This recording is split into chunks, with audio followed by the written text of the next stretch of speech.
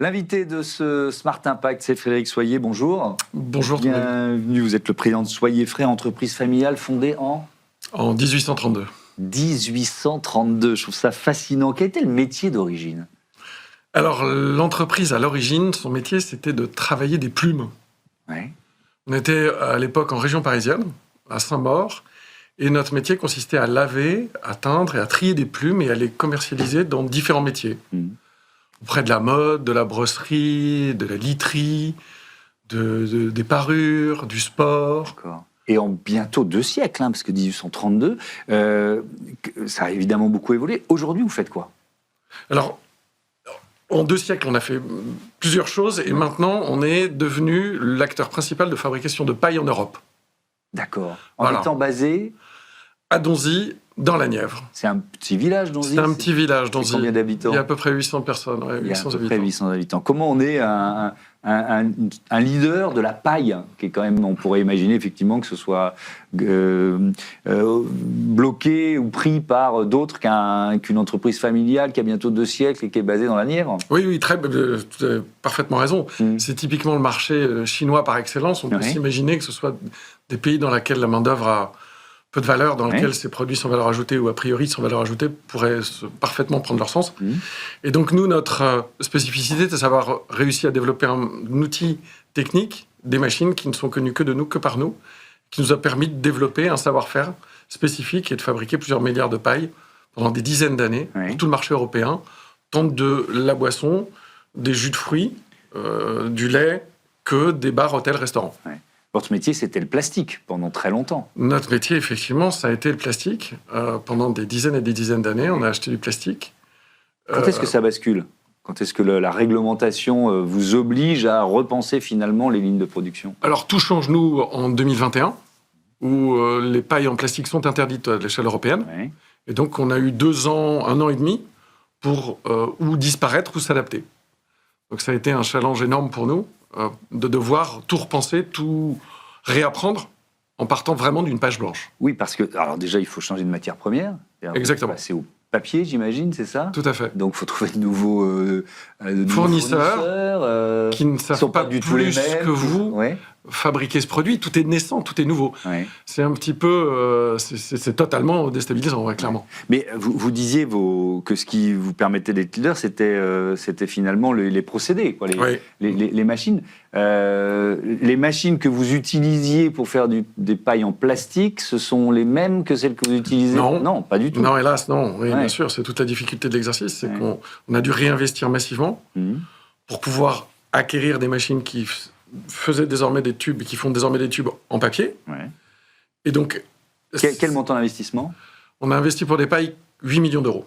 Ça vient d'où ? C'est-à-dire, vous avez été aidé, c'est complètement l'entreprise qui finance. On a eu des aides, mais 800 000 euros, c'est déjà pas négligeable. Oui, ça fait 10%. Ça fait 10%, mais bon, voilà. Et tout le reste a été évidemment financé par emprunt bancaire et on a été soutenu fortement par nos partenaires bancaires. Alors, il y a le défi de financement et puis il y a le défi technologique. Absolument. Comment vous répondez à ce défi technologique ? En travaillant, j'ai envie de vous dire, on n'a pas beaucoup d'autres solutions que ça. On part d'une page blanche et c'est où on s'en sort, où on disparaît. Donc on est devant un mur, c'est très brutal, très soudain, et on réapprend, on découvre cette matière nouvelle qu'est le papier, qui est capricieux, qui est sensible à l'humidité, à la chaleur, chose que n'était pas du tout le polypropylène.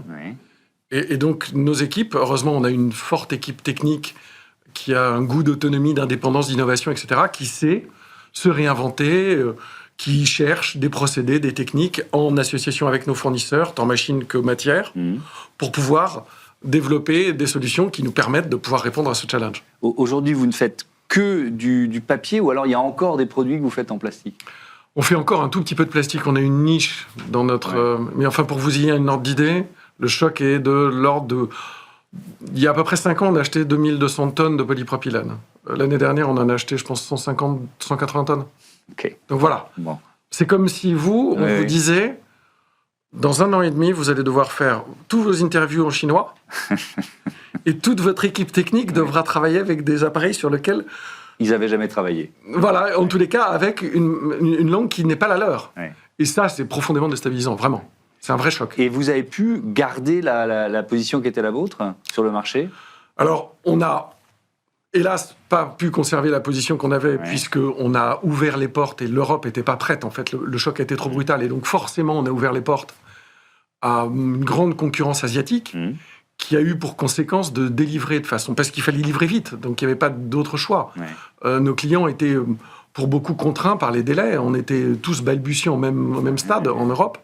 Et donc, ça a été une porte ouverte, un appel d'air incroyable pour une concurrence asiatique qui souvent était pas de très bonne qualité. Et donc, a un petit peu... jeter un peu l'opprobre sur ce produit, in fine, paille-papier, pour chercher aujourd'hui d'autres matériaux qui puissent y répondre. Vos clients, justement, est-ce que, parce qu'eux aussi, ils ont été confrontés à ce défi, ils vous sont restés fidèles? Quel rôle ils ont joué dans cette bascule? Alors, très honnêtement, on a la chance d'avoir, pour un certain nombre d'entre eux, un a fait défaut, c'est vrai, mais un certain nombre d'entre eux, un des grands leaders, le leader de la restauration... McDonald's, on peut McDonald's, citons-le évidemment, parce qu'il le mérite, qui est notre client depuis 50 ans. Donc on travaille avec eux depuis toujours, ils sont très sensibles à notre histoire, ou aux histoires comme les nôtres, de petites PME, familiales, provinciales, ancrées dans le territoire. Et donc McDonald's a été un grand soutien pour nous dans toute cette aventure. Et d'autres clients dans toute l'industrie du jus de fruits et du lait, Candia, pour pas les nommer aussi, bien sûr, avec lesquels on a eu des moments très compliqués, parce que la bascule arrivant, il fallait qu'on soit prêt. Donc une sorte de compte à rebours. Ah mais complètement, ça a été très touchy. Donc voilà, nos clients nous ont soutenus, nous ont accompagnés, heureusement qu'ils sont là, bien sûr. Il y a 2 ans, vous avez rajouté à ce défi le fait de fabriquer aussi des pots en carton. Alors là, c'est vous qui prenez la décision, ou c'est encore une évolution réglementaire qui vous y pousse? Non, là, c'est moi qui prends cette décision. Je reprends l'entreprise familiale il y a 5 ans, à la disparition de mon père. Et donc, on est dans un défi qui est quand même très complexe. Et je m'interroge sur le risque que comporte de devoir dépendre d'un seul produit, à savoir les pailles. Et donc, je profite de cette opportunité, opportunité ou contrainte plus exactement, que de devoir se réinventer dans l'univers du papier, en me disant, on va acquérir une certaine forme de compétence dans cet univers-là. Il est promis à un avenir évident et certain dans tout cet univers-là. Essayons de développer un univers connexe qui soit cohérent par rapport à notre métier d'origine. Et donc, c'est là où je décide de fonder Cellulose et Packaging, avec mon associé Alexis, qui était auparavant le patron des achats d'un des grands acteurs laitiers français, et qui se retrouvait confronté à la difficulté de pouvoir lui-même sourcer pour son compte des pots de yaourt en carton. En carton et polyéthylène, soyons Il y a un peu des deux. Précis, forcément. On n'a pas le choix. Oui, parce que c'est de l'aliment, quoi. Absolument, parce que on n'est pas dans un gobelet qui va vous permettre de boire un café ou un coca. Là, vous avez un pot en carton qui va préserver pendant plusieurs mois pour certains produits, pour des fromages frais. Et donc, on décide avec Alexis de se lancer dans cette nouvelle aventure, fort de l'expertise qu'on avait pu acquérir dans la partie paille-papier, se dire, c'est proche, c'est des univers qui sont connexes, on a des clients des deux côtés, on sera légitime dans cet univers-là. Et donc, on démarre depuis 2 ans, Cellulose et Packaging, dans notre usine de Donzy. L'idée, c'est vraiment pour nous de rester dans notre village, des Gaulois réfractaires, pourquoi volontiers, sur ce point, vraiment.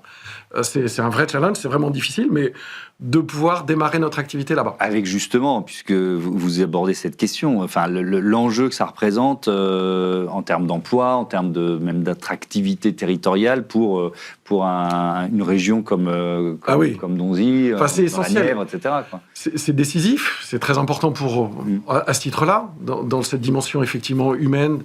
Mais plus que ça, j'ai envie de vous dire, il y a une dimension évidemment familiale. C'est une entreprise familiale, qui a presque 200 ans.